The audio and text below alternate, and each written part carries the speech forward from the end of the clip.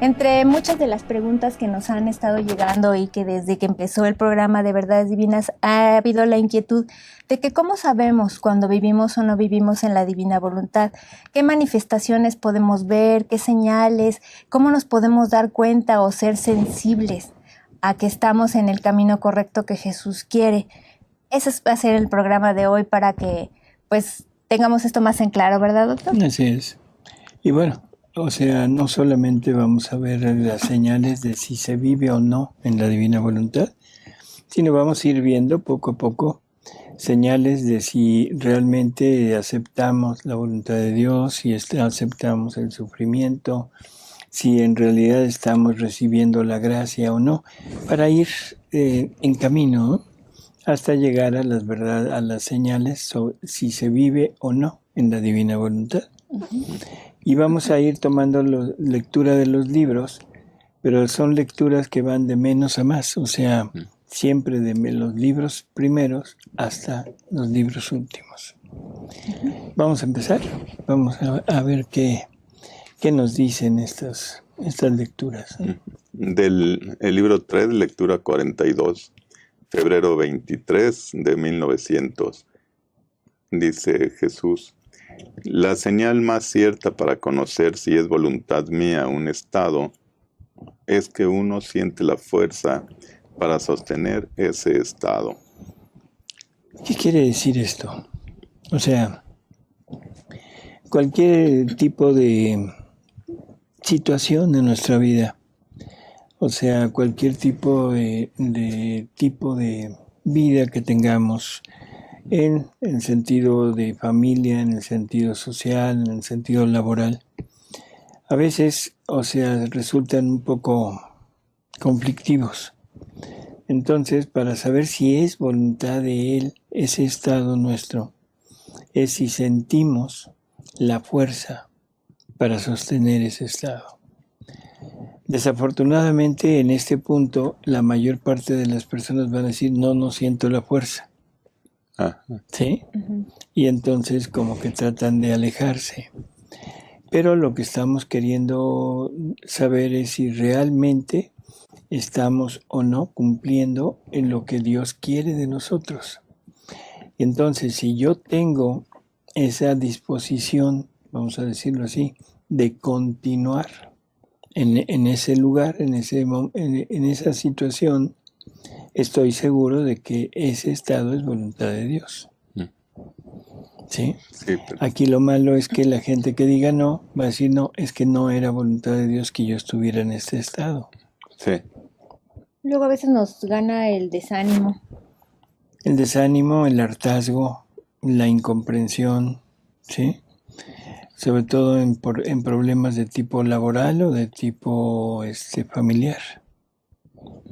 O el mundo trata de convencernos. También, así es. O sea, nos dicen, oye, ¿cómo puedes estar en eso, en ese lugar? Retírate, aléjate, déjalo, en fin, ¿sí? Pero el punto es, la persona que está bien enfocada en Dios, que quiere acercarse realmente a Dios, va a encontrar una fuerza para sostener ese estado. Ahora en la lectura 438 de noviembre 25, 1900, dice: amada mía, ¿quieres saber cuándo una obra se hace por la persona amada? Cuando encontrando sacrificios, amarguras y penas, tiene virtud de cambiarlas en dulzuras y delicias, porque esta es la naturaleza del verdadero amor, la de transformar las penas en alegrías, las amarguras en dulzuras. Si se experimenta lo contrario, es señal de que no es el verdadero amor el que obra.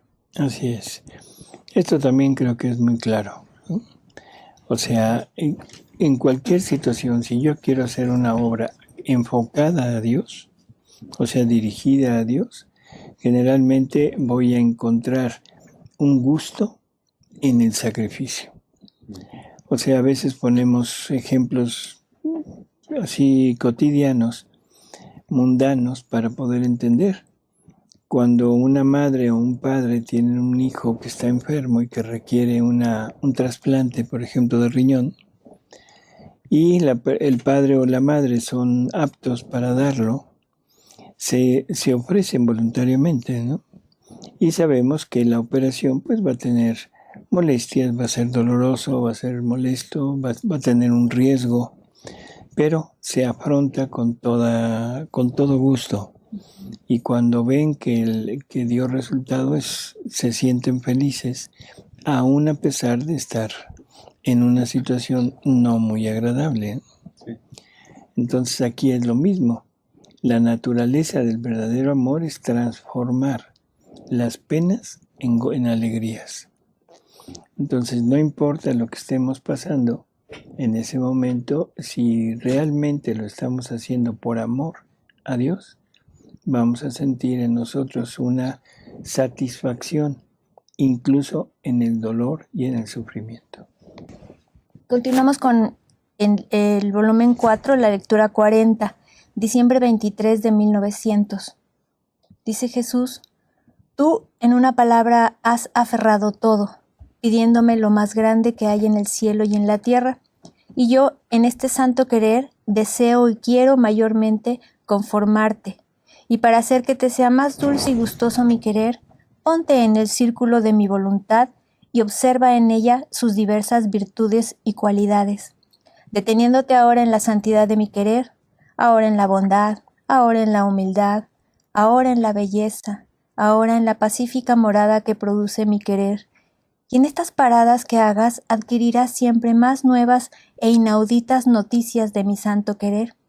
Y por eso quedarás tan atada y enamorada que no saldrás nunca más de él, y esto te traerá un gran provecho, porque estando tú en mi voluntad no tendrás necesidad de combatir con tus pasiones y de estar siempre en armas contra ellas, pues mientras parece que mueren, renacen nuevamente más fuertes y vivas, sino que sin combatir, sin estrépito, dulcemente se mueren, porque ante la santidad de mi voluntad las pasiones no se atreven a presentarse y pierden por sí mismas la vida.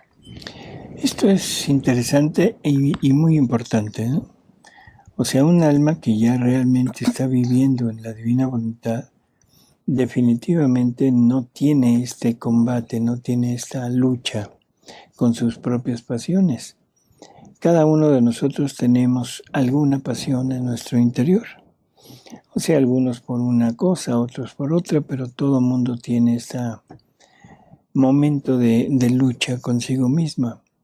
En el momento que ya vivimos en la divina voluntad, esas pasiones prácticamente quedan mudas, no se atreven, como dice Jesús, a manifestarse porque saben que se van a enfrentar a una voluntad divina. Entonces es una de las cualidades o de las cosas excelentes de vivir en la divina voluntad, que se vive total y absolutamente en paz. Y en paz me refiero con nosotros mismos. No hay luchas interiores, no hay ese estar luchando contra la tentación, contra el deseo, contra esa, no sé, esa costumbre que teníamos de hacer determinadas cosas o vivir de determinada manera. Así que la paz interior, el silencio interior es algo que nos afirma que en realidad estamos viviendo dentro de esta divina voluntad. Continúa diciendo: y si el alma siente los movimientos de sus pasiones, es señal que no hace morada continua en los confines de mi querer, que hace sus salidas, sus escapaditas a su propio querer, y está obligada a sentir la peste de la naturaleza corrupta, mientras que si estás fija en mi voluntad, estarás libre del todo, y tu única ocupación será el amarme y ser amada por mí. Así es. Si estamos en la divina voluntad, estaremos libres de todo. Igual en el volumen 4, la lectura 43, diciembre 27 de 1900. Dice Jesús: hija mía, antes que todo, para ponerte en este estado está el concurso de mi potencia, y después, ¿quién te habría dado la fuerza, la paciencia de estar por tan largo tiempo en este estado dentro de una cama? La sola perseverancia es una señal cierta de que la obra es mía, porque solamente Dios no está sujeto a cambiarse. La perseverancia, volvemos al mismo punto. O sea, el permanecer en nuestro estado, en el momento, en la situación que estemos. Puede ser, vuelvo a repetirlo, social, familiar, laboral, no importa, incluso también espiritual, ¿sí? Así que no importa, o sea, si somos perseverantes, la perseverancia es una señal de que lo que estamos haciendo realmente es una obra de Dios y para Dios, ¿sí? Y el alma que vive en la divina voluntad adquiere la inmutabilidad, o sea, el no cambiarse. Así que el alma que permanece en un lugar sin esforzarse, porque no se trata de un esfuerzo o de una virtud de la voluntad humana, sino se trata de algo natural en que no deseamos quitarnos, porque dejaríamos de darle vida a la divina voluntad en esas situaciones.